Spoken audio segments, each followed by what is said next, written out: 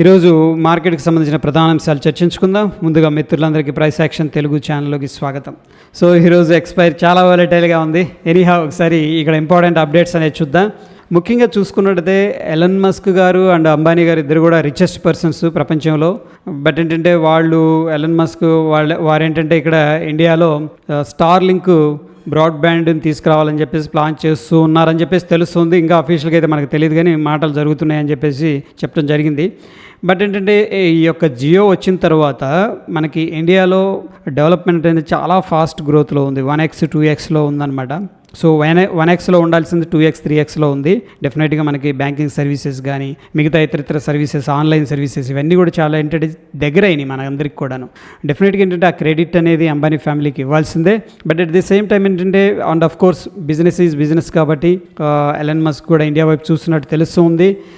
But వీళ్ళు rich కాబట్టి Ambani family వాళ్ళు మేబీ వాళ్ళని రాకుండా అడ్డుకోగలరేమో అని చెప్పేసి అనిపిస్తుంది, గవర్నమెంట్తో తర్జన చేసి. సో ఒకవేళ రావడం అనేది జరిగితే వీళ్ళకి ఏంటంటే కాంపిటీషన్ పెరిగే అవకాశం ఉంది కదా. మనకి జియో కానీ ఎయిర్టెల్ కానీ ఆల్రెడీ వీళ్ళు ఒక బేస్ అనేది క్రియేట్ చేసుకున్నారు ఇండియాలో, స్ట్రాంగ్గా టవర్స్ అన్నీ కూడాను. సో చూద్దాం, ఈ స్పెక్ట్రమ్ వాల్యుయేషన్స్ అవన్నీ చూసుకొని ఎలన్ మస్క్ కూడా ఎంటర్ అవ్వాలని చెప్పేసి ప్లాన్ చేస్తున్నట్టు తెలుస్తూ ఉంది. ఇక అయితే సెబీ ఏంటంటే కొన్ని స్టాక్స్ని ఐడెంటిఫై చేసింది, స్మాల్ క్యాప్ స్టాక్స్. వాటిల్లో బల్క్ ఎస్ఎంఎస్లు పంపించి అమాయకు ప్రజల చేత కొనిపించారు. వాళ్ళ దగ్గర నుంచి వచ్చిన డబ్బుల్ని వీళ్ళు ఏంటంటే ఎన్క్యాష్ చేసుకున్నారని చెప్పేసి అలిగేషన్స్ రావటం అయితే జరిగింది. సో ఇక్కడ మనం చూసుకున్నట్టయితే ఈ యొక్క మొత్తం కూడా సూత్రధారి హనీఫ్ షేక్. సో ఈ 5 కంపెనీకి బల్క్ ఎస్ఎంఎస్లు కుదుర్చుకొని అక్కడ నుంచి కూడా అందరికి పంపించి సో వాళ్ళు ఇన్వెస్ట్ చేయగలరు, వాళ్ళు ఎగ్జిట్ అవ్వడం అనేది జరిగినట్టు తెలుస్తుంది. ముఖ్యంగా మనం చూసుకున్నట్టయితే మారియా ఉద్యోగ limited, 7NR retail limited, Darjeeling ropeway company limited, GBL industries and Vishal fabrics. So ఈ యొక్క పర్టికులర్ కంపెనీస్లో ఫ్రాడ్ జరిగింది అని చెప్పేసి చెప్తూ ఉన్నారు. అంటే ఫ్రాడ్ అంటే సింపుల్గా వీళ్ళు ఏం చేశారంటే ఎస్ఎంఎస్లు పంపించడం, పలానా స్టాక్ కొనండి, టార్గెట్ ఇది, లేకపోతే మల్టీ బ్యాగర్ అవుతుంది, ఈ విధంగా అనేది పంపించడం జరిగింది. ఎప్పుడైతే రిటైలర్స్ తెలియక చాలామంది బై చేసుకున్నారో వెంటనే వాళ్ళు ఎగ్జిట్ అవ్వడం. ఈ విధంగా ఏంటంటే ఒక్కో కంపెనీ 25 to 30 crores అనేది ఎర్న్ చేసింది. ఓవరాల్గా ఈ యొక్క ఫ్రాడ్ ఏంటంటే 144 crores దాకా డిటెక్ట్ అయిందన్నమాట అన్ని కంపెనీల మీద కలిపి. సో ప్రస్తుతం అయితే ప్రోబ్ అనేది నిర్ణయించారు సెబీ అనేవాళ్ళు. సో ఇంట్రాగేషన్ అనేది జరుగుతూ ఉంది. అండ్ మనం చూస్తూ ఉన్నాం, టాటా ఎయిర్ ఇండియా కావచ్చు, ఇండిగో కావచ్చు, రెండు కూడా పోటాపోటీగా ఆర్డర్లు అయితే ఇచ్చినాయి. Air India 470 air buses, IndiGo 500 air buses అనేది ఆర్డర్ ఇచ్చారు. అయితే ఇక్కడ ఏంటంటే వీళ్ళు air bus and Boeing company వాళ్ళు ఏం చెప్తున్నారంటే అంత ఈజీ కాదు ఈ ఆర్డర్స్ని మేము ఫుల్ఫిల్ చేయాలంటే. బట్ అగైన్ మా కెపాసిటీని మించి ఉన్నాయి, లేబర్ ప్రాబ్లమ్స్ అనేవి ఉన్నాయి ఇక్కడ. సో ఆల్రెడీ వీళ్ళు ఏంటంటే రిక్రూట్ కూడా చేసుకున్నాం అని చెప్పారు. లాస్ట్ ఇయర్ 7,000 to 13,000 దాకా చేసుకున్నాం రిక్రూట్మెంట్ అని చెప్పేసి చెప్తూ ఉన్నారు. బట్ స్టిల్ ఏంటంటే వీళ్ళ యొక్క టార్గెట్ని అచీవ్ అవ్వడం అంత ఈజీ కాదని చెప్తున్నారు. ఇప్పుడు మనకి 2023లో ఏదైతే డెలివరీ చేయాల్సి ఉందో దాంట్లో 34% మాత్రమే డెలివరీ అయితే చేయగలిగారు, టార్గెట్ అయితే అచీవ్ అయ్యారు. సో స్టిల్ ఏంటంటే ల్యాక్ ఆఫ్ రిసోర్సెస్ అనేవి, ల్యాక్ ఆఫ్ లేబర్ అనేది ఇక్కడ ఇష్యూ అని చెప్పేసి చెప్తూ ఉన్నారనమాట. అదేవిధంగా మనం చూసుకున్నట్టయితే ఫారిన్ పోర్ట్ఫోలియో ఇన్వెస్టర్స్ వీళ్ళ యొక్క ఇన్ఫ్లో అనేది పెరుగుతుంది. వాళ్ళ దగ్గర నుంచి డబ్బులు అనేది ఇండియాలో ఇన్వెస్ట్ చేస్తూ ఉన్నారు. సో వీళ్ళు చేసిన ఇన్వెస్ట్మెంట్ మొత్తం కూడాను మనం చూసుకున్నట్టయితే ఫైనాన్షియల్ సర్వీసెస్లో ఎక్కువగా చేశారనమాట. ఇది జూన్లో. దాని తర్వాత క్యాపిటల్ గూడ్స్లో చేశారు, ఆటో సెక్టార్లో కూడా చేశారు. ఈ మూడింటి మీద వాళ్ళు ఏంటంటే దగ్గర 92% ఏదైతే ఫండ్స్ వచ్చినాయో ఇండియాలోకి 92% ఈ మూడు సెక్టార్లో స్టాక్స్ మీద ఇన్వెస్ట్ చేసినట్టు తెలుస్తుంది డేటా ప్రకారం. అదేవిధంగా ఇక్కడ కావాలంటే కూడా మనం ఈ యొక్క పర్టికులర్ డేటా అనేది కూడా మనం చూసుకోవచ్చు. సో మనకు వచ్చిన ఇన్ఫ్లోలో చూసుకున్నట్టయితే financial services, capital goods, auto components కనిపిస్తున్నాయి. దాని తర్వాత కన్స్యూమర్ డ్యూరబుల్స్ ఉన్నాయి. బట్ అవుట్ఫ్లో చూసుకున్నట్టు అంటే ఎగ్జిట్ అయిపోయారు. దేంట్లో ఐటీలో ఎగ్జిట్ అయ్యారు, ఇన్ఫర్మేషన్ టెక్నాలజీ, దాని తర్వాత metals, power, oil and gas, chemicals. So ఏంటంటే ఎఫ్ఐఎస్ అయితే ఈ యొక్క గట్టిగా వీటి మీద అనేది ఇన్వెస్ట్ అనేది చేస్తున్నారు లాంగ్ టర్మ్ పర్స్పెక్టివ్లో. సో ఇక్కడ వచ్చేసరికి ఫ్రెండ్స్ మనకి ఈ యొక్క రెండు కంపెనీలకు కూడా ఏంటంటే మంచి ఫ్రీ క్యాష్ ఫ్లో ఉండే అవకాశం ఉంది, మంచి స్ట్రాంగ్ బిజినెస్ అనేది జరిగే అవకాశం ఉందని చెప్పేసి చెప్పడం జరిగింది. సో ఆబ్వియస్గా మనం ఇంతకుముందు డిస్కస్ చేసుకున్నాం. ఇండియాలో భారత్ సంచార్ నిగమ్ లిమిటెడ్ గవర్నమెంట్కి సంబంధించింది, ఎంటీఎంఎల్ వాటితో మెర్జ్ అయిపోయింది. దాని తర్వాత వోడాఫోన్, జియో, ఎయిర్టెల్ ఈ 3 ఉన్నాయి. అదే వోడాఫోన్ ఐడియా. బట్ ఏంటంటే ఐడియా వోడాఫోన్ ఏంటంటే లాస్లో నడుస్తూ ఉంది. ఎయిర్టెల్ జియో ఏంటంటే మంచి స్పిరిట్తో మంచి కాంపిటేటివ్గా ముందుకెళ్తున్నారు. బట్ ఎనీ హౌ ఏంటంటే వీళ్ళకి మంచి బిజినెస్ అయితే జరుగుతుందని చెప్పేసి ఒక ఎక్స్పెక్టేషన్ అయితే ఉంది.